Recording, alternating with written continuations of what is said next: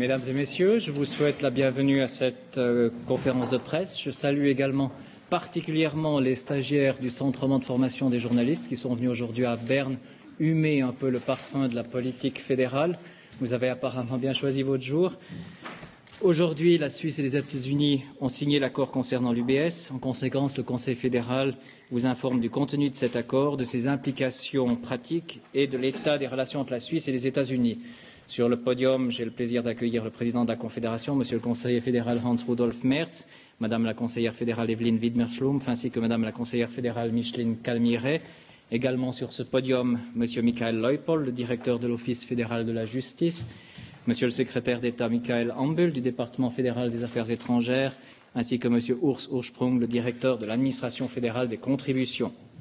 Avant d'entrer dans le vif du sujet d'aujourd'hui, je reviens courtement, si vous me le permettez, sur la séance du Conseil fédéral de ce matin. C'était la première séance ordinaire après la pause estivale, une séance record, si on peut dire, puisque plus de 250 sujets ont été traités aujourd'hui, dont 200 interventions parlementaires, plus de 200 interventions parlementaires. Sur les décisions prises ce matin, vous avez reçu les communiqués de presse correspondants. Vous venez de recevoir, vous allez encore recevoir les communiqués suivants, un communiqué sur le budget 2010 et le rapport sur le plan financier 2011-2013, un communiqué sur les accords de double imposition. Et je vous signale également qu'une première discussion a été conduite ce matin sur l'initiative parlementaire concernant l'encadrement législatif de l'activité de guide de montagne et du secteur des activités à risque. La discussion se poursuivra lors d'une des prochaines séances du Conseil fédéral. Par ailleurs, ça c'est une indication pratique aussi pour les journalistes du Palais fédéral, Madame la conseillère fédérale Doris Leuthard tiendra demain une conférence de presse, jeudi, donc demain à 12 heures, portant sur le thème du rapport du Conseil fédéral en réponse au postulat Stadler, crise alimentaire et pénurie de matières premières et de ressources. C'est une conférence de presse qui concerne aussi donc la séance de ce matin du Conseil fédéral. Est-ce que vous avez des questions concernant la séance du Conseil fédéral d'aujourd'hui? Monsieur Jeannera. Est-ce que des accords de double imposition ont été adoptés aujourd'hui par le Conseil fédéral, ouvrant la voie à des signatures très proches, très prochaines? Alors, un certain nombre d'accords ont été acceptés par le Conseil fédéral. Le communiqué à ce sujet arrive prochainement. Vous avez toutes les réponses dans ce communiqué. Est-ce que vous voulez ajouter? Je n'ai rien à ajouter. Tout a été décidé. D'autres questions concernant cette séance de ce matin du Conseil fédéral? Si ce n'est pas le cas, ça ne semble pas être le cas, on va passer tout de suite alors au sujet du jour, l'accord concernant l'UBS entre la Suisse et les États-Unis. Je vous donne ici une précision très importante, je vous demande d'en tenir compte. Étant donné le nombre de journalistes, le nombre d'intervenants sur ce podium, il n'y aura pas, à la suite de cette conférence de presse, de possibilité de faire encore des interviews bilatérales. Je vous demande donc de prendre le son ici, de poser vos questions ici. Il n'y aura pas d'interview bilatérale par la suite. Vielleicht noch auf Deutsch, damit es wirklich klar ist. Also es wird keine Möglichkeit geben, bilaterale Interviews nach der Medienkonferenz zu machen. Deshalb bitte ich Sie einfach, die Fragen, Tonaufnahmen, Bildaufnahmen hier in diesem Saal zu machen. Merci beaucoup. Je passe tout de suite pour la présentation du contenu de l'accord qui a été passé entre la Suisse et les États-Unis à Madame la conseillère fédérale Evelyn Widmer-Schlumpf. Vous avez la parole. Ja, Herr Präsident, geschätzte Frau Kollegin, geschätzte Damen und Herren! Wir haben seit über 2 Monaten einen Verhandlungsmarathon gehabt. Das heißt, unsere Schweizer Delegation hat einen Verhandlungsmarathon gehabt und es ist gelungen, im Falle der UBS einen Vergleich zu erzielen. Ich möchte den Mitgliedern unserer Delegation an dieser Stelle herzlich danken für ihre Ausdauer, ihren Einsatz und auch für ihr Verhandlungsgeschick. Sie haben es geschafft, erfolgreich ein Abkommen auszuhandeln und damit auch den drohenden Konflikt zwischen den Rechtsordnungen zweier Staaten, nämlich der USA und unseres Staates, beizulegen. Sie wurden unterstützt natürlich und das ist ja auch bekannt geworden durch verschiedene Kontakte verschiedener Mitglieder des Bundesrates zu Vertretern der US-Regierung. Die US-Behörden verzichten nach diesem Vergleich auf einseitige Maßnahmen aufgrund eines Durchsetzungsbegehrens im Rahmen eines US-Zivilverfahrens, des sogenannten John Doe-Summons-Verfahrens. Und sie beschreiten stattdessen, um die geforderten Kundendaten zu erhalten, den staatlich vorgesehenen Amtshilfeweg. Das heute mit der Unterzeichnung in Kraft getretene Abkommen wendet damit die Verletzung der schweizerischen Rechtsordnung und auch die Verletzung der schweizerischen Souveränität ab. Um das Abkommen genügend zu würdigen und in den richtigen Rahmen zu stellen, ist es wichtig, noch einmal die verfahrene Ausgangslage kurz sich zu vergegenwärtigen.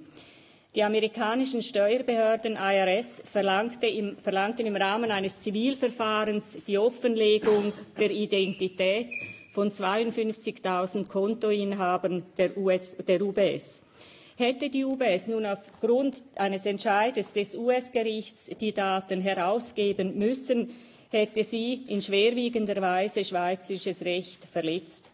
Die Datenherausgabe wäre von den schweizerischen Behörden strafrechtlich verfolgt und auch bestraft worden, und zwar wegen verbotener Handlung für einen fremden Staat und verbotenen wirtschaftlichen Nachrichtendienstes und auch wegen Verletzung des Bankgeheimnisses. Hätte die UBS hingegen die Anordnung eines US-Gerichts oder der US-Gerichte missachtet und die Daten dann nicht herausgegeben, hätte sie unweigerlich amerikanisches Recht verletzt.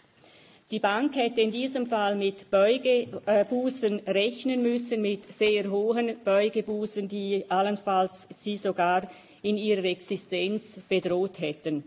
In beiden Fällen, wie auch immer, wäre die UBS im Falle einer Anordnung der Datenherausgabe in einen Justizkonflikt geraten zwischen den beiden Rechtssystemen USA und Schweiz, in einen Justizkonflikt, den sie selbst ja nicht hätte lösen können. Dieser drohende Justizkonflikt war deshalb letztlich ein Konflikt zwischen der Souveränität der Schweiz und der USA. Die Schweiz wäre zur Verteidigung ihrer Souveränität und auch ihrer Rechtsordnung gezwungen gewesen, der UBS die Herausgabe der Kundendaten ausdrücklich zu verbieten und die Verfügungsgewalt über die eingeforderten Daten zu entziehen. Der Bundesrat hat deshalb bereits mit einem Beschluss am 5. Juni einen Grundsatzentscheid getroffen, den mein Departement im Notfall durch den Erlass einer Verfügung umgesetzt hätte, nämlich den sogenannten Blocking Order. Allerdings ist zu sagen, dass der Erlass eines solchen Blocking Orders natürlich zu einer weiteren Eskalation in dieser Angelegenheit geführt hätte. Der Bundesrat ist daher erleichtert, dass die Beziehungen zwischen der Schweiz und den USA nicht länger durch die drohende einseitige Maßnahme gefährdet werden. Wir sind froh, dass der Souveränitätskonflikt durch die konsequente Nutzung der zur Verfügung stehenden Instrumente vermieden werden konnte.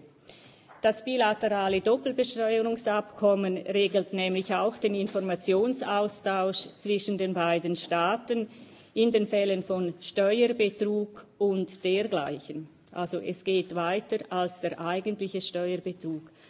Als Gegenleistung für den Verzicht auf die Anordnung einseitiger Maßnahmen hat sich die Schweiz zu einem Sondereffort verpflichtet. Sie wird ein neues, rund 4.450 Konten betreffendes Amtshilfegesuch innerhalb von einem Jahr bearbeiten. Die rasche Bearbeitung dieses Gesuchs wird durch die Schaffung einer Projektorganisation sichergestellt. Das Gesuch wird, und das möchte ich betonen, das Gesuch wird im Rahmen des geltenden Rechts bearbeitet. Das geltende Recht bleibt unangetastet. Unangetastet bleibt auch der individuelle Rechtsschutz der Betroffenen. Sie können gemäß geltendem Verfahrensrecht die Schlussverfügungen der eidgenössischen Steuerverwaltung beim Bundesverwaltungsgericht anfechten. Die schweizerische Rechtsordnung wird damit vollumfänglich respektiert. Das Abkommen hat keine präjudizielle Wirkung. Es handelt sich um eine auf den Fall UBS maßgeschneiderte Lösung. Das neue Amtshilfegesuch stützt sich auf bestimmte Fälle eines ganz bestimmten Musters von Steuerbetrug und dergleichen, die sich aus dem besonderen Fall UBS ergeben. In dem mit dem US-Justizdepartement im Februar vereinbarten Deferred Prosecution Agreement hat die Bank anerkannt, US-Steuerpflichtigen bei der Verletzung ihrer Steuerpflicht geholfen zu haben. Steuerbetrug und dergleichen, so lautet es im Doppelbesteuerungsabkommen, ist zudem in diesem geltenden Doppelbesteuerungsabkommen zwischen der Schweiz und den USA weiter gefasst als in anderen Doppelbesteuerungsabkommen, die wir abgeschlossen haben. Erfasst werden nach diesem Doppelbesteuerungsabkommen mit den USA nicht nur Fälle von betrügerischem Verhalten, sondern auch schwere Steuerwiderhandlungen. Und nur in einem Einschub ist zu sagen, dass wir auch im schweizerischen Recht die schwere Steuerwiderhandlung in Ausnahmefällen verfolgen können, dass die auch dann verfolgbar ist, und zwar wenn es um fortgesetzte Hinterziehung großer Steuerbeträge geht. Und an dieser Stelle ist auch noch darauf hinzuweisen, dass die neue zukünftige Amtshilfe gemäß den neuen Doppelbesteuerungsabkommen, die wir nun abschließen, gemäß OECD-Standard weitergeht als die im Abkommen vorgenommene Auslegung, also als die im heutigen Doppelbesteuerungsabkommen geltende Regelung. Die neuen Doppelbesteuerungsabkommen werden weitergehen. Ich will nicht verhehlen, dass die Umsetzung des Abkommens, namentlich auch die fristgerechte Erreichung der vereinbarten, der abgemachten Meilensteine, uns vor große Herausforderungen stellen wird. Eine Alternative zu dieser Verhandlungslösung gibt es aber nicht.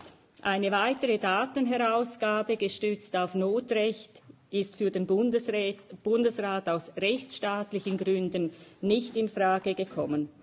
Und auch die Zahlung der Steuerschulden durch die UBS, das war ja auch einmal ein Thema, mindestens in den Medien, stellt keine Alternative dar, weil die USA-Behörden nicht an einer solchen Zahlung interessiert sind, sondern mit Hilfe verlangter Kundendaten gegen mutmaßliche Steuerbetrüger vorgehen wollen.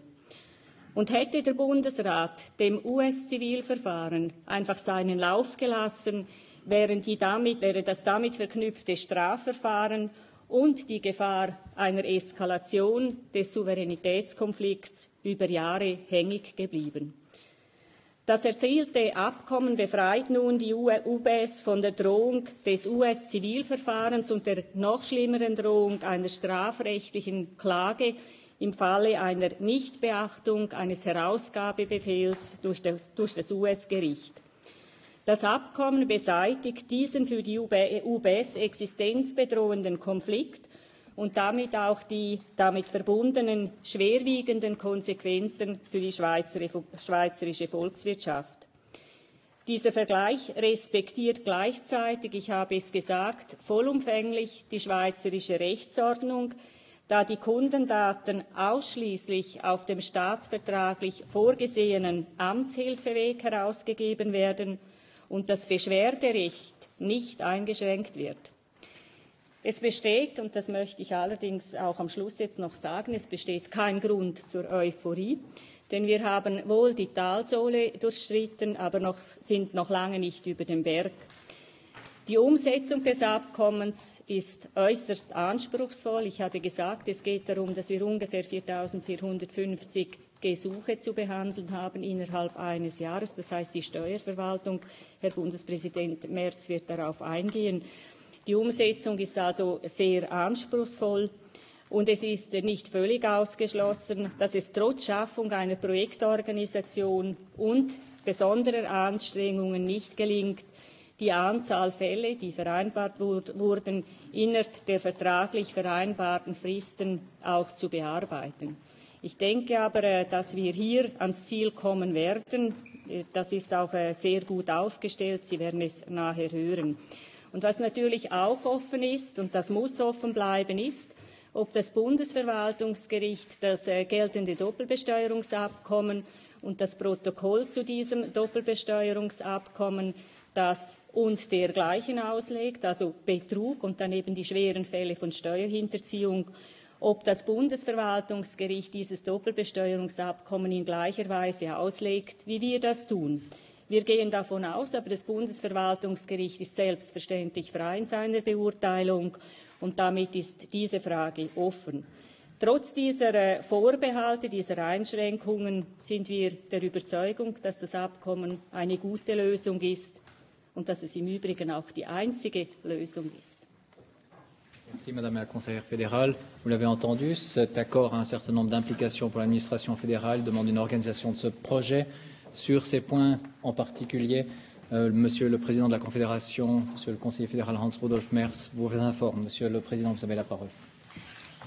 Liebe Kolleginnen, meine Damen und Herren, der Bundesrat hat im letzten Frühjahr einen Ausschuss gebildet, der mit der Lösung all dieser Probleme im Verhältnis zwischen der Schweiz und der USA gebildet werden soll und der im Verhältnis dieser Probleme auch entsprechende Lösungen präsentieren soll.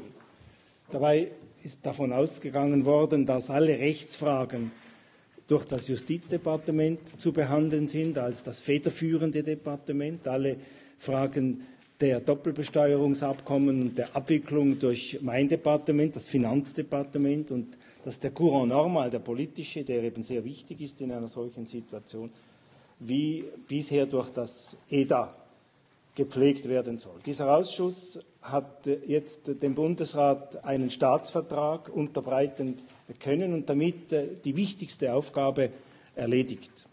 Und dieser Staatsvertrag ist Ihnen nun in seinem Inhalt präsentiert worden. Und im Mittelpunkt dieses Vertrages steht jetzt, wie wir gehört haben, ein neues Amtshilfegesuch des Internal Revenue Services, das heißt der amerikanischen Steuerbehörde. Und mit der Einreichung dieses Gesuches ist sehr bald, vermutlich schon nächste Woche, zu rechnen. Es wird jetzt also alles sehr schnell gehen. Und damit wird eben das größte Amtshilfeverfahren ausgelöst, das jemals von der Schweiz zu bearbeiten war. Vielleicht, dass es überhaupt je gegeben hat, weil wir hatten in der Vergangenheit jeweils einige wenige Amtshilfegesuche pro Jahr, verteilt auf alle unsere Partnerländer aus den Doppelbesteuerungsabkommen. Die Durchführung dieses Verfahrens stellt eine besondere Herausforderung dar, und ich werde Ihnen deshalb jetzt kurz erläutern, wie das abgewickelt werden soll. Im Staatsvertrag verpflichtet sich die Schweiz, dass die Steuerverwaltung innerhalb eines Jahres 4.450 Fälle prüft und beurteilt. Von diesen sind 500 Fälle innerhalb von nur 90 Tagen, also von 3 Monaten ab jetzt, des Amtshilfegesuches zu bearbeiten und mit einer Schlussverfügung zu erledigen. Wir haben deshalb eine entsprechende Organisation beschlossen und die ist auch im Aufbau. Sie steht unter der Oberaufsicht dieses bundesrätlichen Ausschusses, der hier an diesem Tisch vertreten ist. Zum Projektleiter hat der Bundesrat heute Rechtsanwalt Hans-Jörg Mühlhaupt ernannt. Herr Mühlhaupt war während vieler Jahre Präsident des Steuerrekursgerichtes des Kantons Aargau. Und er hat im Frühjahr dieses Jahres 2009 bereits beim ersten Amtshilfeverfahren an die USA mitgewirkt. Insgesamt werden rund 40 interne, meist juristisch gebildete Personen im Projekt mitarbeiten. Dazu kommen noch etwa 30 externe Fachleute, das sind vor allem Wirtschaftsprüfer und Wirtschaftsprüferinnen. Und sie stehen unter der Aufsicht der eidgenössischen Steuerverwaltung und sie werden vorab für die Abklärungen von Sachverhalten aus den Dossiers eingesetzt, aus den Dossiers, die uns in den nächsten Wochen übermittelt werden. Die Kosten des ganzen Projektes können wir noch nicht genau beziffern, aber sie werden sich schätzungsweise auf 40 Millionen Franken belaufen und wir werden die Finanzierung dieser Kosten noch zu regeln haben, wobei wir davon ausgehen müssen, dass die Leistung dieser Amtshilfe eine staatliche Aufgabe ist. Nun, wie wird das Verfahren ablaufen? Zunächst einmal möchte ich noch einmal unterstreichen, was Frau Kollegin Wittmer-Schlumpf schon gesagt hat. Die Rechtsgrundlagen des Amtshilfeverfahrens finden sich hauptsächlich im geltenden Doppelbesteuerungsabkommen zwischen der Schweiz und den Vereinigten Staaten von Amerika, dann natürlich in diesem jetzt abgeschlossenen Staatsvertrag und dann schließlich auch in der heute noch geltenden Verordnung zu diesem Doppelbesteuerungsabkommen. Die Amtshilfe wird nicht also nach dem neuen Doppelbesteuerungsabkommen geleistet. Aber mit dem heutigen Staatsvertrag ist die Bedingung erfüllt, die ich meinem Amtskollegen, dem amerikanischen Finanzminister Geithner, im April unterbreitet habe, indem ich damals sagte, ich kann mir nicht vorstellen, dass wir miteinander einen neuen Doppelbesteuerungsabkommensvertrag schließen, ohne dass nicht im Dossier UBS eine fundamentale Bewegung kommt. Und das ist jetzt mit heute geschehen. Die UBS wird der Projektgruppe in der Steuerverwaltung die aufbereiteten Dossiers, die ja bei ihr liegen, abliefern und zur Verfügung stellen. Und damit ist eine erste Vorprüfung schon einmal innerhalb der Bank vorzunehmen.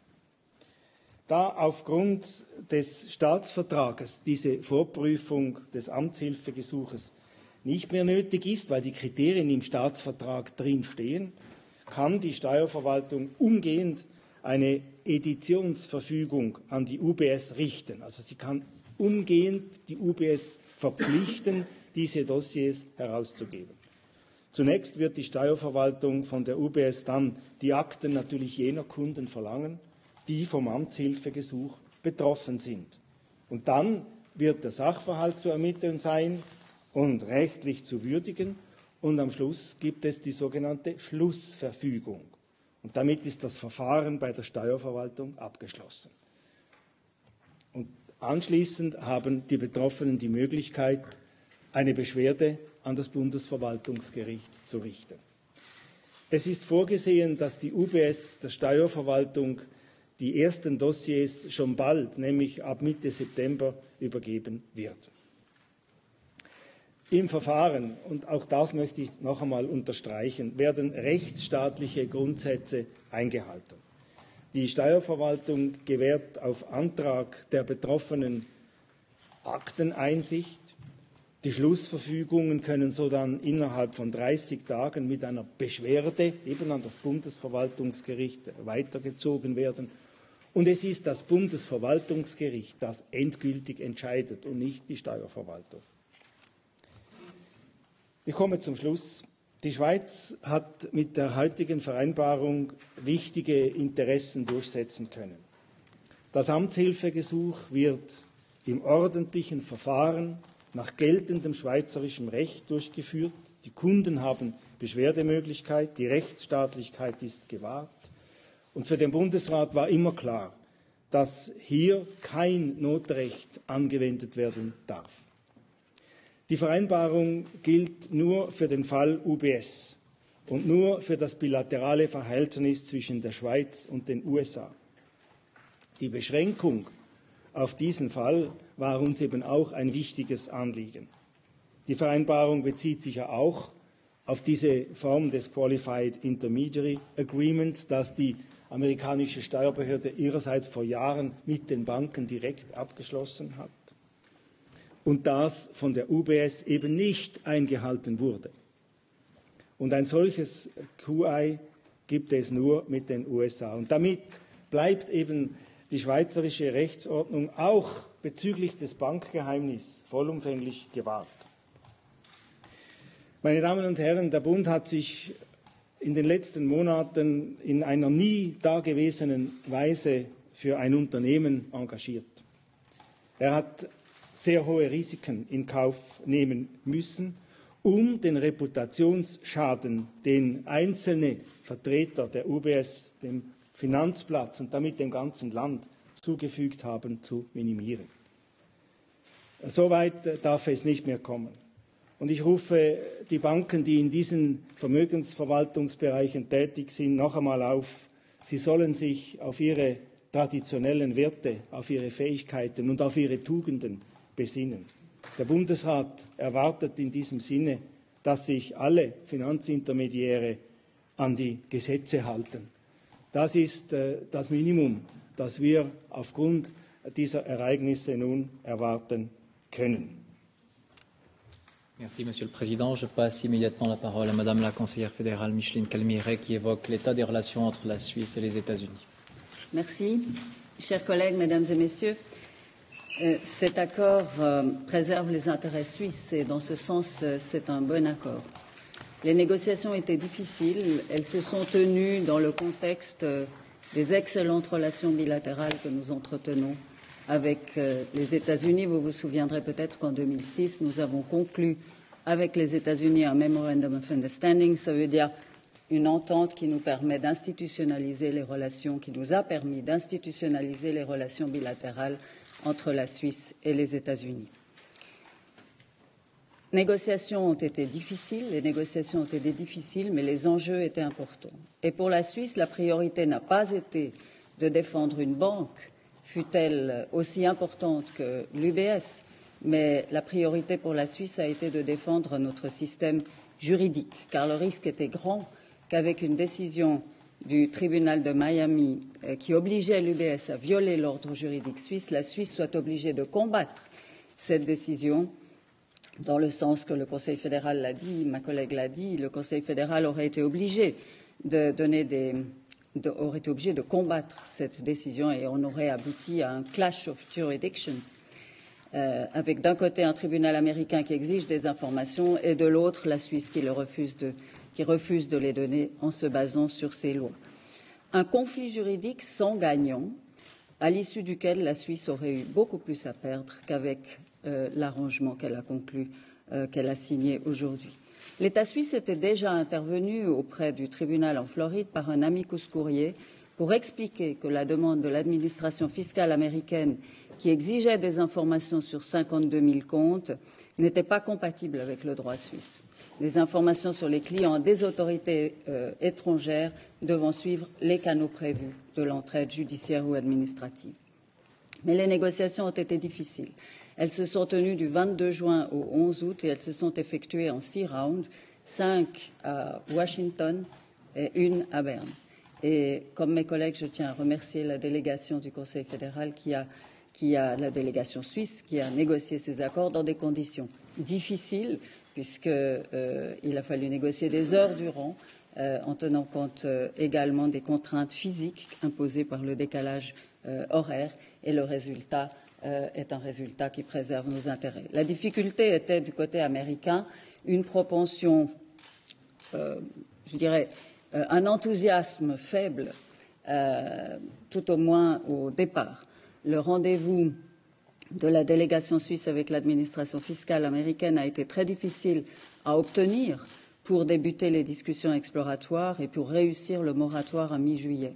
Autant dire qu'il a fallu faire fonctionner tous les réseaux disponibles, y compris à haut niveau. Il a fallu aussi expliquer aux États-Unis le risque de ne rien avoir au cas où la Suisse décidait un ordre de blocage, ce à quoi le tribunal de Miami a répondu en demandant au gouvernement américain jusqu'où il serait prêt à aller dans les mesures de rétorsion contre la Suisse, y compris, par exemple, la séquestration des actifs de l'UBS aux États-Unis. Vous voyez bien là que la Suisse n'avait rien à attendre d'une situation, d'un processus dans lequel on aurait pu être amené à connaître une escalade très dommageable à nos relations avec les États-Unis.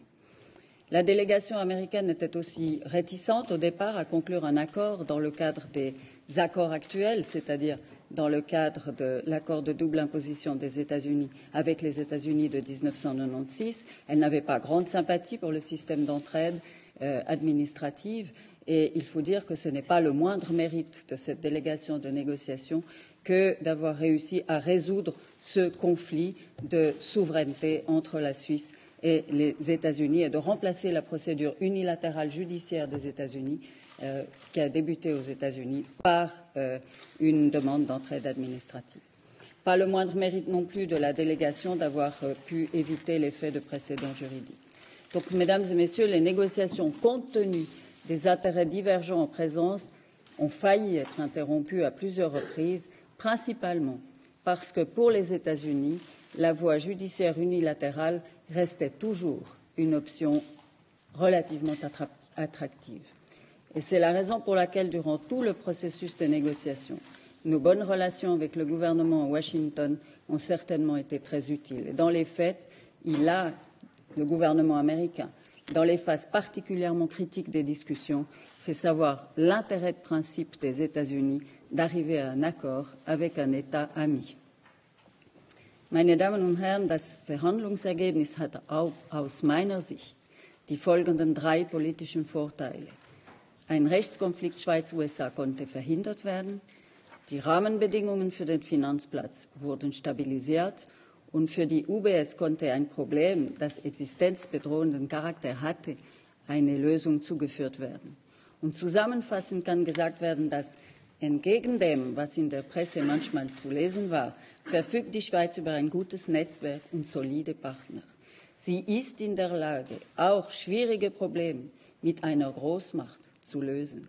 In diesem Fall waren unsere hervorragenden Beziehungen eindeutig hilfreich. Und die Schweiz verfügt über offensichtliche und eindrückliche diplomatische Mittel. Im Rahmen einer aktiven Außenpolitik ist es angezeigt, diese für unsere Interessenwahrung voll auszunutzen. Und endlich mit den UBS-Abkommen haben wir einen Friedensvertrag erreicht. Im Hinblick darauf und um unsere gegenüber den USA eingegangenen Verpflichtungen zu honorieren, haben wir keine Alternative zum Erfolg. Mesdames et Messieurs, le résultat de l'accord a 3 avantages politiques à mon sens. Un conflit de droit entre la Suisse et les États-Unis a pu être évité. Les conditions cadres pour la place financière se sont stabilisées. Un conflit juridique pouvant mettre en péril l'existence de l'UBS a trouvé une solution. Je dirais en résumé que, contrairement à ce qu'on a pu parfois lire dans la presse, la Suisse a de bons réseaux et des partenaires solides et elle est capable, vous le voyez aujourd'hui, de résoudre des problèmes délicats, y compris avec une grande puissance. Et dans ce contexte, il est clair que nos excellentes relations ont aidé. La Suisse a des capacités diplomatiques évidentes et impressionnantes et dans le cadre d'une politique étrangère active, il convient de les utiliser pour défendre nos intérêts. Enfin, avec l'accord UBS, nous avons obtenu un accord de paix.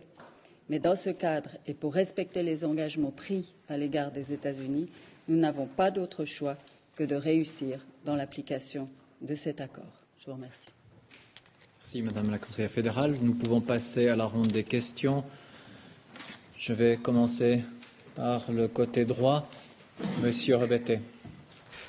2 questions, si vous le voulez bien. D'abord, est-ce qu'il est possible d'avoir des précisions sur comment vous êtes arrivé à ce chiffre assez précis de 4 450 clients?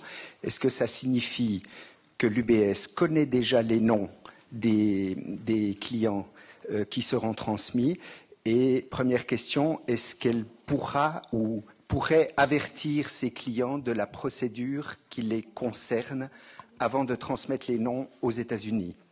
Ensuite, si j'ai bien compris, au cas où 10 000 clients américains se seraient dénoncés eux-mêmes avant le 1er janvier de l'année prochaine, tout s'arrêterait.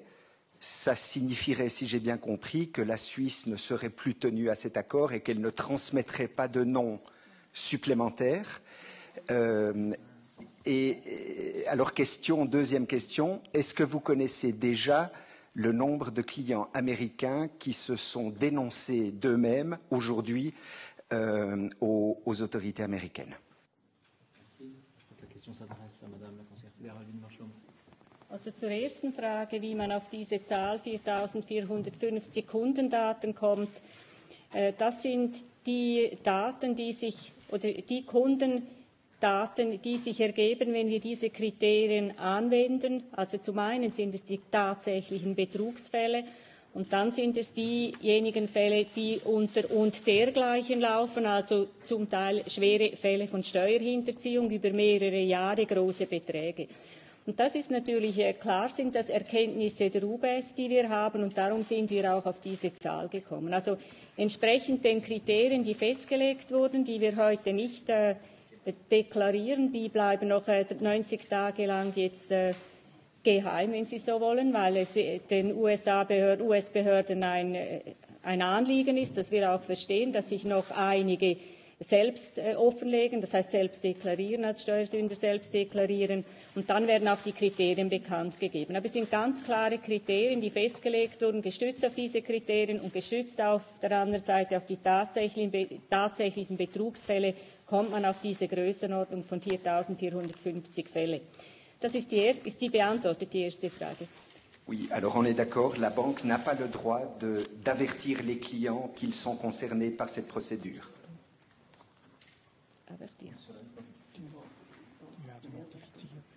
Ah ja, doch, ja. Also die Bank legt offen, wer diese Kunden sind, beziehungsweise wer diese Kriterien erfüllt.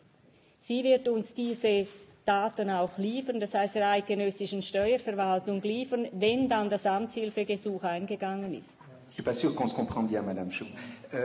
La question c'est, est-ce que la banque pourrait avertir ses clients demain et leur dire, attention, vous allez faire l'objet d'une procédure, si vous voulez, en gros, si vous voulez vous dénoncer, c'est le moment de le faire. Also die Bank kann das ist die Frage, die Bank kann diese Kunden selbst angehen und ihnen empfehlen, sich selbst zu deklarieren. Das kann sie machen. Aber das werden die Kunden auch selbst machen, die jetzt annehmen, dass sie in diese Situation kommen. Es ist ja auch so, dass sich einige bereits selbst offengelegt haben. Und wir gehen auch davon aus, dass es weitere sein werden bis Ende Jahr. Und die zweite Frage von Ihnen war, wenn noch mehr sich offenlegen, ob dann diese Frage der 4.450 Daten hinfällig wird. Oder Sie haben gefragt, wenn bis Ende Jahr ein paar Tausend sich selbst deklarieren. Dann wird es so sein, also wenn es 10.000 Daten sein werden oder Kundendaten sein werden bis Ende Jahr, beziehungsweise Kunden, die sich selbst deklariert haben und Gesuche, die wir bis dann bereits, die Steuerverwaltung bis dann bereits behandelt haben, dann würde das Zivilverfahren zurückgezogen. Wenn nicht, dann bleibt es einfach noch ein Jahr hängig bis spätestens in 370 Tagen. So lange haben wir Zeit, um diese 4.450 Gesuche, die dann wahrscheinlich eingehen, wir müssen auf das Amtshilfegesuch warten, zu behandeln. Est-ce que vous savez le nombre de clients américains qui se sont déjà dénoncés actuellement? Nein, das wissen wir nicht. Wir haben so gewisse Zahlen, aber keine bestimmten Zahlen, und das können wir heute auch nicht sagen. Das werden wir aber Ende Jahr dann von den US-Behörden auch erfahren. Herr Leitner, möchten Sie noch etwas ergänzen? Ja, Herr Bundespräsident, meine Damen und Herren, vielleicht einfach noch, um das klarzustellen. Eben jeder einzelne Kunde, der vom Amtshilfeverfahren betroffen ist, wird natürlich im Rahmen des Verfahrens notifiziert, damit er seine Verteidigungsrechte wahrnehmen kann. Das ist natürlich auch sichergestellt. Das versteht sich von selber, weil wir im Rahmen des geltenden Verfahrensrechts uns bewegen. Merci. Monsieur? André Lyon de l'AFP, je veux savoir, juste sur le détail, il n'y a pas d'amende UBS sur le pays, donc ça c'est quelque chose qui est évité, si j'ai bien compris. Juste une autre question sur la participation en fédération dans l'UBS. Est-ce qu'une date maintenant a été décidée pour se désengager de la banque? Et une troisième dernière question en perspective. Est-ce que vous craignez qu'une telle opération qui a été lancée par l'IRS contre UBS puisse se répéter contre d'autres banques suisses, contre Crédit Suisse, Lusper, d'autres banques? Merci. Première question, Monsieur le Président, probablement. Bon, il a été déclaré depuis longtemps que nous allons nous séparer de cet engagement aussi vite que possible, naturellement sous des circonstances judicieuses et en accord notamment avec la Banque nationale d'une part et avec la FINMA d'autre part. Et nous sommes en train, bien sûr, de discuter ce moment et on ne tardera pas si, naturellement, le développement de la bourse nous est favorable. Et tant qu'on décidera sur ce sujet, vous auriez immédiatement notre communication. Merci. La troisième question, enfin vos deuxièmes questions, c'était... Une précision, est-ce que UBS échappe à une amende? Ça, c'était la deuxième question. Et la troisième, oui. La perspective de risque que d'autres établissements suisses subissent les mêmes procédures judiciaires aux États-Unis. Oui. Das weitere Also, ich habe es ja dargelegt. ist im Doppelbesteuerungsabkommen mit den USA und im dazugehörigen Protokoll eine spezielle Regelung für die Abwicklung der Amtshilfegesuche mit den USA, weil es dort klar verankert ist, es geht um Betrugsfälle und dergleichen. Also das, was wir hier haben mit den UBS.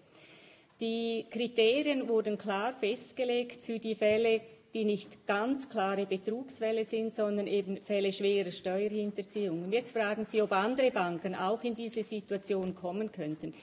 Das wäre nur dann möglich, wenn sie sämtliche diese Kriterien, die klar festgelegt sind, auch erfüllen würden und dann noch unter dieses Doppelbesteuerungsabkommen, also die Regelung des Doppelbesteuerungsabkommens fallen würden. Wir gehen heute nicht davon aus. Es sind ganz klare Regelungen, die nicht zuletzt auch einer der Parameter ist, das Geständnis der UBS gegenüber der US-Strafbehörde, dass sie sich in diesem Bereich strafrechtlich relevant verhalten hat, indem sie Klienten empfohlen hat, solche Geschäfte zu machen. Also wir gehen nicht davon aus, dass weitere Banken diese Kriterien auch erfüllen würden. Et j'ajouterais peut-être celui-là, s'il y aura d'autres demandes d'assistance administrative, c'est l'appréciation de l'administration de l'imposition qui gère naturellement la situation, qui décide sur les critères. Et c'est la raison pour laquelle nous devons tenir soin à ce qu'on ne pourrait pas, disons, avoir d'autres cas qui ne sont pas liés à cette situation spécifique de l'UBS. Et notamment, ce contrat tient déjà le titre entre les États-Unis et la Suisse, se référant sur la banque UBS, Société Anonyme en Suisse. Merci, Monsieur Krautham. Eine Frage, wer selbstverschuldet einen Polizeieinsatz auslöst, wird zur Kasse gebeten. Jetzt hören wir, dass die Umsetzung auch dieses Vertrags am Schluss Millionen kosten wird. Wie werden Sie Regress nehmen und werden Sie Regress nehmen? Diese Frage haben wir noch nicht entschieden. Die wird aber zu entscheiden sein. Wir wussten auch noch nicht genau, wie hoch die Kosten sind. Ich beziffere sie in der Größenordnung von 40 Millionen Franken. An sich gibt es keine gesetzliche Grundlage, um die UBS hier in die Pflicht zu nehmen, weil es ist ein staatliches Verfahren, ein Verfahren, auf das die UBS Anspruch hat, ohne dass der Staat den Rückgriff auf die Bank nehmen kann. Jetzt hat aber die Bank ihrerseits öffentlich schon eine gewisse Bereitschaft signalisiert, sich an Kosten zu beteiligen. Ich glaube, diese Frage können wir erst dann regeln, wenn wir mal genau wissen, wie hoch die Kosten sind, wo sie anfallen und welches eine Basis sein könnte, um eine Weiterverrechnung ins Auge zu fassen. Aber als Finanzminister, der ich auch noch bin, garantiere ich Ihnen, die Frage werde ich nicht aus den Augen verlieren. Merci. Monsieur. Thomas Wies, Finanzwirtschaft, Presse. Meine Frage ist eine Anschlussfrage zur Sache mit der Beteiligung des Bundes.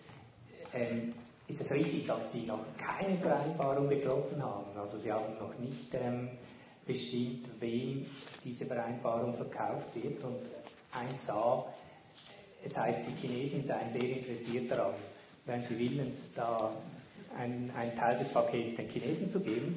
Und dann eine andere Frage. Offenbar ist ja seit 1996 und mit dem Zusatzprotokoll seit 2003 klar, dass das Bankgeheimnis für alle gilt, außer die Amerikaner. Warum hat man denn diese ganze Dynamik entwickeln lassen da seit Anfang Jahr?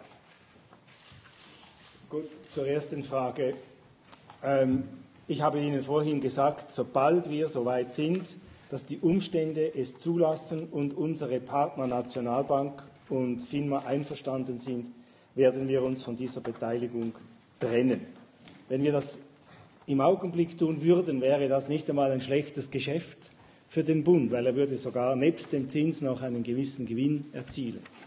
Aber wir werden, jetzt läuft die Börse noch, während wir hier diese Presseorientierung haben, natürlich nie und nimmer sagen, das geschieht an den und der Stunde, sondern wir haben Ihnen die Kriterien gesagt, wir haben die Absicht bekundet, möglichst schnell, vernünftig in Zusammenarbeit mit unseren Partnern auszusteigen und wir werden Sie zu gegebener Zeit orientieren und dann wird auch klar, wer denn allenfalls dieses Aktienpaket übernehmen wird. Was die zweite Frage betrifft, ich möchte Sie einfach noch einmal darauf hinweisen, Frau Widmer-Schlumpf hat es sehr deutlich gesagt, wenn wir hier nicht zu diesem Staatsvertrag Hand geboten hätten, dann hätte die amerikanische Rechtsordnung uns in die Zange genommen. Uns zuerst die UBS und mit der UBS, die volkswirtschaftlich von sehr großer Relevanz ist in diesem Land. Das wissen wir alle. Eine Bank, die Millionen von einzelnen Konti hat, die Zehntausende von KMUs bedient, die ein ganzes Segment unserer Volkswirtschaft auch mit Krediten versorgt. Eine solche Bank ist von einer Relevanz, die es erforderte, dass wir uns auf der Stufe der Rechtsordnungen dieser Problematik annehmen. Das andere wäre theoretisch möglich gewesen, aber ein überhöhtes Risiko. Ein Risiko, das der Bundesrat nicht eingehen wollte. Und deshalb ist dieser Staatsvertrag abgeschlossen worden. Madame la Conseillère Widmer-Schlumpf. Also ich möchte dieser politischen Beurteilung oder Beantwortung noch eine rechtliche Beantwortung nachstellen. Wir haben ja ein Doppelbesteuerungsabkommen, das wir mit den USA abgeschlossen haben 1996 und mit dem Protokoll, das dieses ergänzt. In Artikel 10 dieses Protokolls hat man ausdrücklich festgehalten, dass der Ausdruck Abgabebetrug, und jetzt lese ich das vor aus der Botschaft, auch Handlungen einschließen kann, die im Zeitpunkt, in dem ein Gesuch gestellt wird, als betrügerisches Verhalten gelten, für das der ersuchte Vertragsstaat nach seinem Recht oder seiner Verwaltungspraxis Auskünfte beschaffen kann.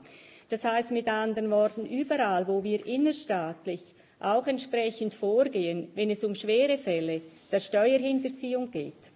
Ich habe einmal diesen Ausdruck geprägt, grobe Steuerhinterziehung, das wurde mir dann lange vorgehalten, aber es sind eigentlich diese Fälle.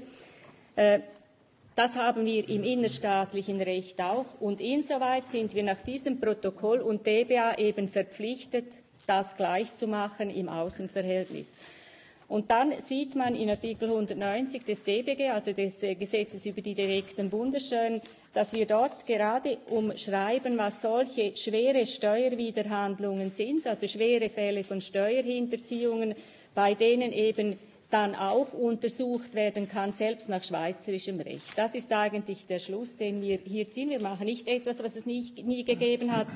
Die Situation ist nur die, dass wir zum Glück keine große Praxis haben, die sich auf diese Bestimmungen stützt, weil wir in diese schwierige Situation glücklicherweise noch nicht so oft gekommen sind und keine Gelegenheit gehabt haben, diese Bestimmungen anzuwenden. Aber die gibt es seit 1996 und im DBG parallel für den innerstaatlichen Bereich auch. Und ich darf sogar beifügen, dass ich ja als Finanzminister die Verpflichtung habe, solche Fälle, wenn sie relevant werden, einzuleiten. Und ich habe es mehrfach getan. Also das ist nicht etwas, das in diesem Artikel 190 geschlafen hat, sondern es gab in den letzten Jahren immer wieder Fälle, die unter diesem Artikel eben zur Rechenschaft gezogen und letztlich dann auch gerichtlich abgehandelt wurden durch die Steuerverwaltung. Merci. Monsieur Berenbol. Ich habe zwei naive Fragen. Hat dieser Vertrag irgendwelche Konsequenzen auf die strafrechtlichen Folgen dieser dauernden Beihilfe zum Steuerbetrug in den USA? Erstens, also gegenüber Bank oder einzelne Mitarbeiter. Und zweitens, wird allenfalls eine strafrechtliche Klage in der Schweiz gegen Bankverantwortliche in dieser Sache, im Zusammenhang auch mit Schadenersatzforderungen, wird da irgendetwas ins Auge gefasst? Also zur ersten Frage, die strafrechtliche Belangung der Bank als solche haben wir vorläufig jetzt geregelt mit diesem Agreement. Also das wird im Moment kein Thema sein, wenn sich die Bank an die Verpflichtungen, die sie auch eingegangen hat, also sie muss die Kundendaten liefern, sie muss der Steuerverwaltung entsprechende Auskünfte geben, damit die Steuerverwaltung diese Amtshilfegesuche in nützlicher Frist bearbeiten kann und die Schlussverfügungen erlassen kann. Also die Bank ist verpflichtet, hat sich mit einem selbstständigen Vertrag gegenüber den USA verpflichtet, hier mitzuwirken. Und wenn sie ihre Mitwirkungspflichten wahrnimmt, dann geschieht unter dem Titel strafrechtliche Verfolgung gegenüber der Bank hier nichts. Das heißt aber nicht, dass die USA nicht einzelne Mitarbeitende der UBS in die Verantwortung ziehen können. Das ist ja auch nicht die Sache der Schweizerischen Eidgenossenschaft hier sich einzugeben. Uns ist es darum gegangen, diese Situation, die im staatsvertraglichen bzw. im zwischenstaatlichen Bereich zu klären war, zu klären.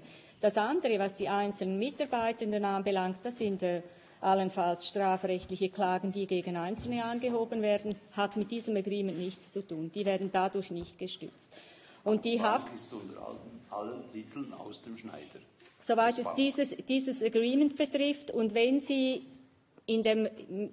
im Bereich des strafrechtlichen Abkommens, das sie noch geschlossen hat, dort auch all ihre Verpflichtungen erfüllt in den nächsten Monaten, dann wird sie nicht strafrechtlich belangt. Aber sie hat noch einige Verpflichtungen zu erfüllen. Sie muss unter anderem auch bestimmte Kunden, abstoßen kann man nicht sagen, weggeben, wenn Sie so wollen. Sie hat verschiedene Verpflichtungen, ist sie eingegangen. Wenn sie all diese Verpflichtungen erfüllt, und davon gehe ich aus, ich denke, die UBS hat jetzt auch gemerkt, dass es sehr ernst ist, dann droht ihr keine strafrechtliche Verfolgung als Bank mehr.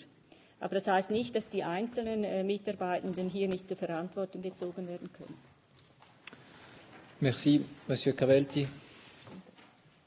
Können Sie mir erklären, wie die UBS so genau weiß, dass es genau 4.450 schwerwiegende Steuerbetrüger gibt? Also wie sich das identifizieren lässt, wer Betrüger ist und wer nicht? Und was bedeutet es, wenn in einem Jahr dieses Agreement abgeschlossen ist, also dass vielleicht zweitklassig schwerere Steuerbetrüger doch noch belangt werden mit einem neuen Amtshilfeverfahren? Und vielleicht drittens, was hat den Ausschlag gegeben jetzt? War das diese Blocking-Order oder war das die guten Beziehungen des EDA zum State Department oder war es einfach Herr Geithner, der sich da eingeschaltet hat? Also zur ersten Frage. Die UBS hat gestützt auf die Kriterien, die vereinbart wurden, die Kunden ermittelt, die unter diese Amtshilfegesuche fallen können, also die diese Kriterien überhaupt erfüllen. Das sind zum einen klare Betrugsfälle und zum anderen sind es die Fälle schwerer Steuerhinterziehung, schweren Fälle von Steuerhinterziehung, also über mehrere Jahre große Beträge. Das kann man ermitteln, das hat die UBS gemacht und ist auf diese Anzahl gekommen. All diejenigen Kundendaten, die nicht in diese 4.450 fallen, es waren ja ursprünglich 52.000 Daten, die verlangt wurden, also Kunden, die verlangt wurden oder die Identität von Kunden, die man verlangt hat. Alle übrigen werden bis Ende Jahr aus dem Verfahren entlassen, sind nicht mehr Gegenstand. Also die sind auch nicht mehr Gegenstand an dieses noch schwebenden Zivilverfahrens über 370 Tage, sondern es betrifft nur noch diese 4.450. Das lebt nicht mehr auf für die anderen, die aus dem Verfahren entlassen werden bis Ende Jahr. Es gilt dann wirklich nur noch die Abwicklung für diese 4.450. Ist diese Frage so beantwortet? Und die andere Frage, was hat letztlich dazu geführt? Es waren es gibt verschiedene Ursachen. Es waren natürlich alle Beziehungen, die wir hatten ins Finanzdepartement, also IRS, dann die Außenbeziehungen, dann waren es auch die Beziehungen zum Justizdepartement. Und letztlich hat auch die Vertragspartei mit Erstaunen zur Kenntnis genommen, dass es uns ernst gewesen wäre, einen Blocking-Order zu verhängen. Also das war natürlich auch etwas, was wir nach unserem Recht können und was für die Amerikaner etwas Außergewöhnliches gewesen wäre. Aber ich denke, es waren schon die vielen guten Beziehungen, die wir auf verschiedenen Ebenen hatten. Madame la Conseillère fédérale, que vous direz? Je vous remercie, Monsieur le Président. C'est vrai qu'il y a plusieurs facteurs qui ont contribué à amener les États-Unis à également entrer dans la négociation avec la Suisse et à vouloir signer cet accord. Le premier facteur, un des premiers facteurs, c'est très certainement le souhait de ne pas perturber les bonnes relations que nous avons avec les États-Unis, puisque vous savez que ces relations de partenariat économique et politique sont très étroites et elles sont excellentes. Et aussi bien, pas seulement le State Department d'ailleurs, mais je dirais le gouvernement américain dans son ensemble, s'est à un moment donné engagé pour obtenir un accord avec la Suisse, considérant qu'il y avait là aussi du côté des États-Unis plus d'intérêt que d'inconvénients à faire un accord avec la Suisse. C'est pourquoi, point 2, parce qu'il n'était pas sûr d'obtenir quoi que ce soit dans une procédure judiciaire unilatérale. Si la Suisse avait déposé son blocking order, il n'aurait pas été sûr du tout qu'ils obtiennent quelque information que ce soit, alors qu'avec cet accord, ils ont tout de même un certain nombre d'informations qui leur parviendront. Merci. Monsieur Rocchi, vous aviez une question? Oui.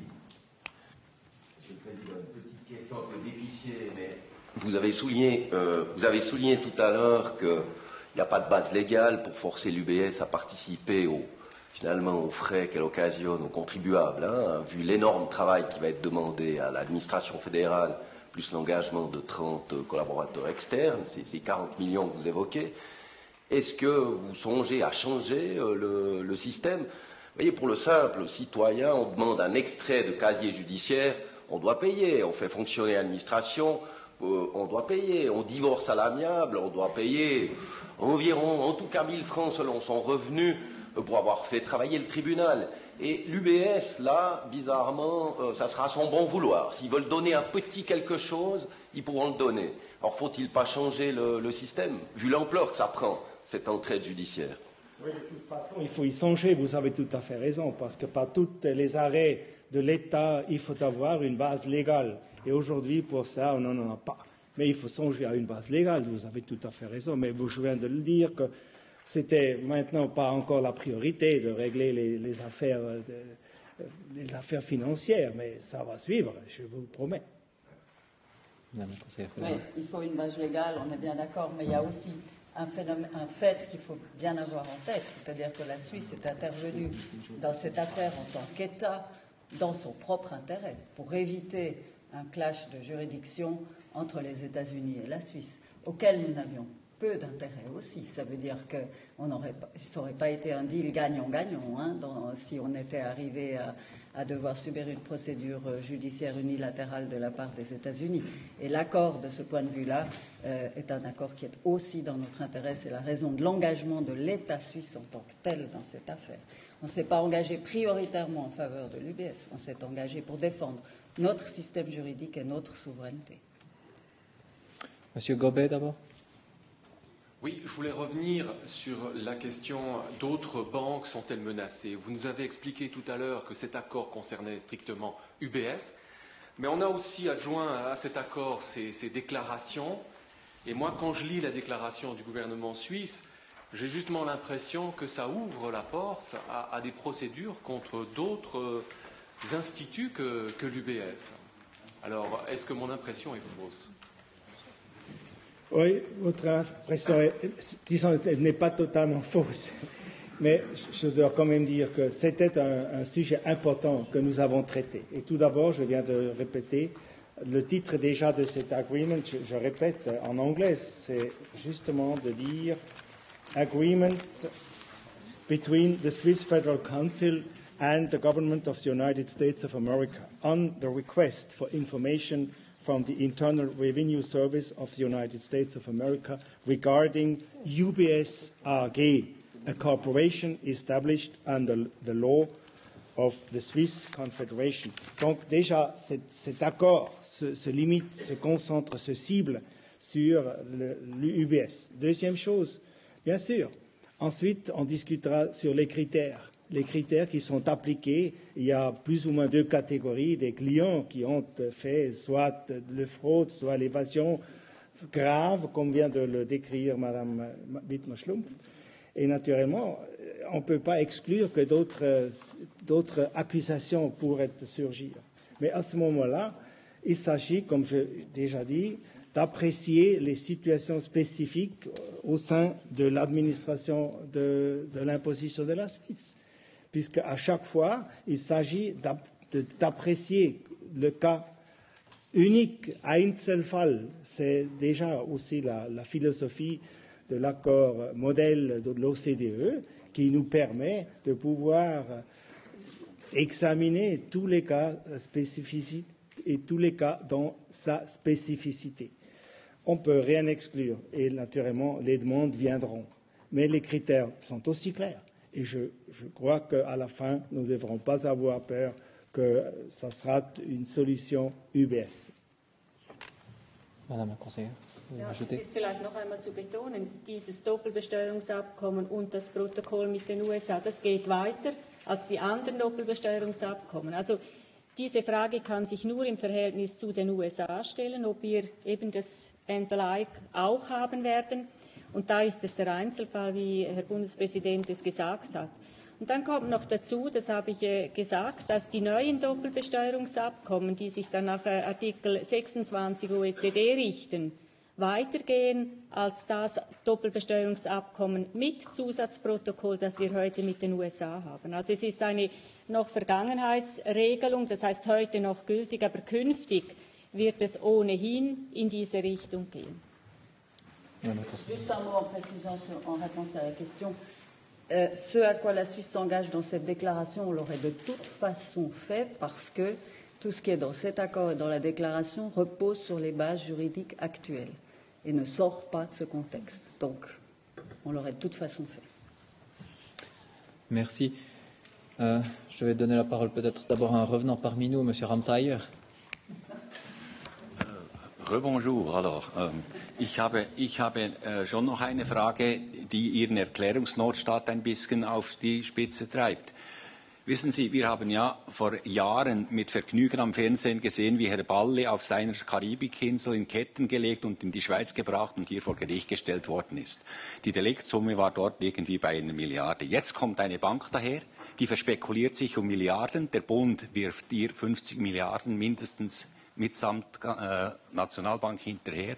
Und dann stellt sich die Regierung noch in den Dienst dieser Bank und schickt sie zum zwecks juristischer Maßschneiderei zu Herrn Leupold, damit sie straffrei ausgeht. Wie wollen Sie den Leuten diese Unterschiede erklären? Wie wollen Sie den Leuten erklären, dass sie sich da engagieren, für dass eine Bank nicht zur Rechenschaft gezogen wird, die aktiv die Leute zur Steuerhinterziehung und zum Steuerbetrug in den USA in Dutzenden, Tausenden von Fällen aufgefordert hat?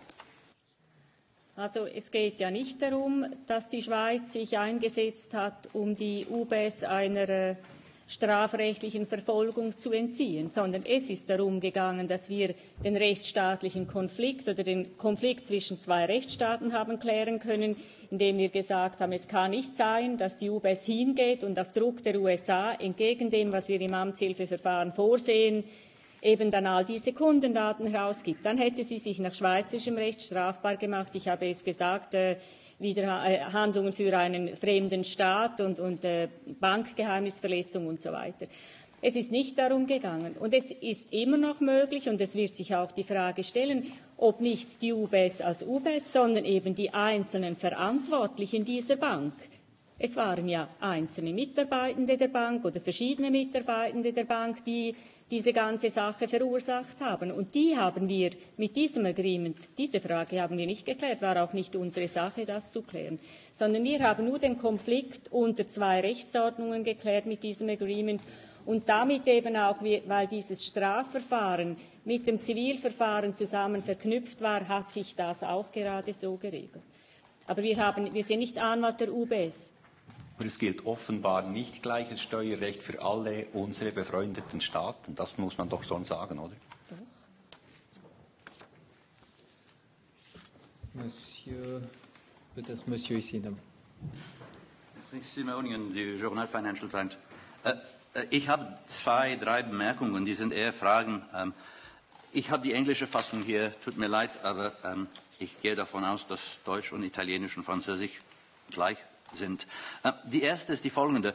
Herr Metz, Sie und Ihre anderen Kollegen haben ständig betont, dass man mit Fishing Expeditions nichts zu tun haben wird. Aber Pressemeldung, zweite Seite, steht sehr klar, die Schweiz wird dabei sein und Amtshilfe liefern wird, even if the IRS does not yet know the name of the bank client concerns when it submits its request. Also mit Respekt, wenn das kein Fishing Expedition ist, dann würde ich gerne wissen, was eins wäre. Das ist die Nummer 1. Die zweite Klarheit, was ich gerne hätte, geht um die Frage von anderen Banken. Sie haben betont heute und ich glaube auch in der Vergangenheit, dass das ein UBS-Fall ist und dazu heute, dass es ein UBS-US-Fall ist. Aber nochmals, englische Fassung, Agreement between Switzerland and USA, steht hier sehr klar, letzter Absatz, For its part, Switzerland declares that it would consider and address any further requests for administrative assistance. Ich werde das nicht auslesen, Sie kennen das besser als ich, aber ziemlich klar, dass tatsächlich alle anderen Banken, die eventuell solchen Strukturen für Kunden beschafft haben, wären auch so betroffen. Und die dritte Frage, tut mir leid, dass es so lang ist, aber ich habe lang geduldet. Sie haben auch Timetable, Roadmap ist jetzt trendig, ich glaube, uns gegeben für die unterschiedlichen Maßnahmen. Aber Sie sagen auch, dass Kunden können sich bei einem Bundesverwaltungsgericht auch verteidigen. Was passierte denn, wenn man gegen Ende des Jahres ist und man die Milestones eigentlich nicht erreicht hat, weil noch vor dem Gericht, was weiß ich, Dutzende von Fällen offen bleiben? Okay, die John Doe Summons wird bleiben, aber das ist für die bilaterale Beziehung sicher kein besonders gutes Beispiel. Danke. Gut, zur ersten Frage. Es ist keine Phishing Expedition. Eine Phishing Expedition wäre es dann, wenn wir keinen Namen und einfach die 52.000 Amtshilfegesuche gehabt hätten, ohne irgendwelche Strukturen. Hier aber ist es Kriterien statt Namen. Und diese Kriterien sind definiert. Und sie sind, wenn Sie das Beispiel nehmen von zwischengeschalteten Holdings, wo der Beneficial Owner direkten Zugriff auf das Geschäft hat. Das ist ein Betrug und das ist ein klares Kriterium. Und daher kann man nicht von Phishing Expedition sprechen. Kriterien statt Namen in diesem Fall, auch in Übereinstimmung mit UBS, mit IRS, glaube ich, kann man beantworten. Wir werden selbstverständlich aber in der künftigen Behandlung von Amtshilfegesuchen, insbesondere auch OECD 26, klar darauf achten, dass die Kriterien eingehalten sind, dass es sich auf den einzelnen Fall bezieht, dass wir die Namen haben, dass wir die Banken kennen und dass wir in diesen Eckwerten solche Amtshilfegesuche behandeln. Das ist, um das klarzumachen, die Politik des Bundesrates. Und er hat heute Morgen in seiner Sitzung 6 Doppelbesteuerungsabkommen beschlossen, die vollkommen im Rahmen dieses OECD-Abkommens mit Artikel 26 Absatz 5 sind. Das heißt, mit der erleichterten Amtshilfe und deren Voraussetzungen. Und der Bundesrat wird diese Politik weiterführen und er wird sich auch künftig jetzt an diese OECD-Musterabkommen halten. Das Bundesverwaltungsgericht hat bereits einmal Gelegenheit gehabt, in einem Entscheid vom 5. März dieses Jahr im Zusammenhang mit der ersten Serie von Kundendaten, die ausgeliefert wurden, dazu Stellung zu nehmen. Es hat zum einen damals gesagt, dass die Steuerhinterziehungen unter Umständen den gleichen Unrechtsgehalt haben können wie ein Abgabebetrug, hat also diese erweiterte Auslegung geschützt und zum anderen dort ist die gleiche Situation entstanden, gesagt, wenn die Kriterien genügend klar sind, braucht es den Namen nicht nach heutigem Recht. Also das ist und dort ist auch klar die Frage gewesen, war es eine Phishing Expedition? Es war nicht, sondern die Kriterien waren so klar, dass man klar auf ein bestimmtes Konto schließen konnte und auf eine bestimmte dahinterstehende Person. Das ist aber Voraussetzung. Dann die Frage, alle anderen Banken oder andere Banken, das ist so, wie Sie sagen. Wenn andere Banken diese Kriterien, aber im Verhältnis mit den USA, wenn andere Banken diese Kriterien auch erfüllen, und im Einzelfall die Prüfung ergibt, dass man nach den gleichen Kriterien Amtshilfe zu geben hat, dann wird man es hier auch machen. Aber es wird jeder Einzelfall geprüft. Ja, das sind eigentlich die Fragen. Das waren diese beiden Fragen. Das eine war noch das Bund. Ja? Die Meilensteine haben Sie noch gefragt. Ich war beim Bundesverwaltungsgericht. Also, wir haben unsere Aufgabe erfüllt und der Vertrag ist eingehalten. Wenn die Steuerverwaltung in diesen 4.450 Fällen die Schlussverfügung erlässt innerhalb eines Jahres. Was dann das Bundesverwaltungsgericht macht, wie lange das dauert, das ist nicht mehr Gegenstand des Vertrages und die Amerikaner wissen, dass wir das rechtsstaatliche Verfahren einhalten wollen. Sie sind auch damit einverstanden, dass wir uns ganz klar an die Gewaltenteilung halten. Also der Meilenstein ist der, Ende Jahr, das heißt innerhalb von diesem Jahr müssen die 4.450 Schlussverfügungen der eidgenössischen Steuerverwaltung ergangen sein. Dann haben wir unsere Aufgabe gemacht. Monsieur Ambul, ajoutez quelque chose? Ja, vielen Dank, Herr Präsident, Herr Bundespräsident, sehr geehrte Damen und Herren. In Ergänzung noch zur Beantwortung der Frage von der Financial Times. Die Kriterien der Spezifizität des UBS-Falles sind im Abkommen genau definiert. Sie sind im Anhang drin, der im jetzigen Zeitpunkt noch nicht veröffentlicht ist.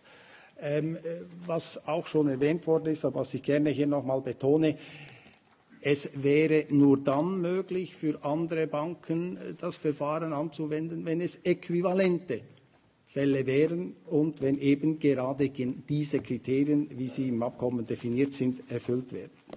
Und vielleicht noch der letzte Hinweis. In der Tat war das sicherlich eine der großen Schwierigkeiten in den Verhandlungen, dass unsere amerikanischen Partner ein Verhandlungsresultat haben wollten. Sie wollten ein Resultat dieses Verfahrens und wir konnten ihnen nur ein Verfahren offerieren, weil wir eben die Beschwerdemöglichkeiten offen lassen mussten.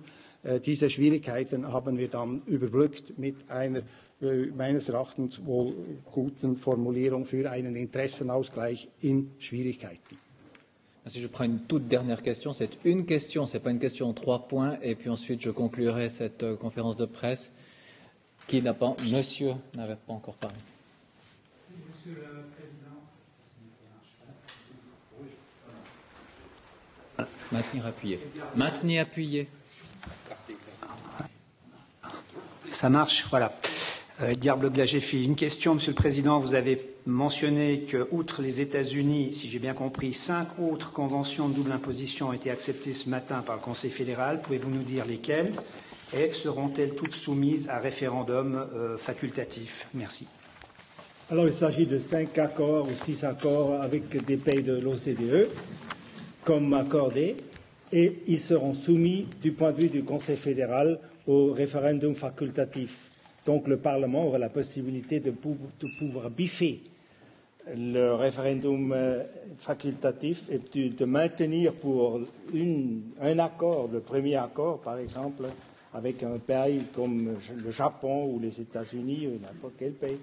Ou bien, il peut se rejoindre à la politique du Conseil fédéral qui consiste à dire que s'il y a des changements, s'il y a des nouveaux éléments dans le développement des accords pour la double imposition, c'est-à-dire pour l'évitation des doubles impositions plus concrètement, à ce moment-là, on a toujours mis le référendum facultatif jusqu'au présent.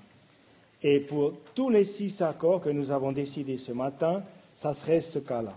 Et c'est au Parlement de dire, lors de la ratification, si on voudrait appliquer le référendum pour tous les accords, ou bien si on voudrait se concentrer sur justement un accord. L'opinion du Conseil fédéral est claire. Nous voudrions choisir un accord, le mettre au référendum facultatif, et puis avoir plutôt possiblement une votation populaire. Mais si le Parlement voudrait avoir pour tous les nouveaux accords le référendum facultatif, c'est une question politique. Le danger, c'est qu'à la fin, n'est-ce pas, on a un accord sur la double imposition, c'est-à-dire à éviter la double imposition. Mais à la fin, au lieu de voter sur un accord de cette taille, sur un accord finalement économique, on décide sur les relations avec un pays. Et ça pourrait être un danger. On vote sur les relations entre la Suisse et l'Allemagne, la Suisse et les États-Unis, la Suisse et le Japon, et on fait ça peut-être comme ça ou comme ça, et puis ça, naturellement, pourrait avoir un certain danger politique. Ça, c'est la réflexion du Conseil fédéral, mais le Parlement s'en occupera et décidera plus tard. Monsieur le Président, Mesdames les conseillères fédérales, Mesdames, Messieurs, merci. Nous concluons ici cette conférence de presse. Je vous souhaite une bonne soirée.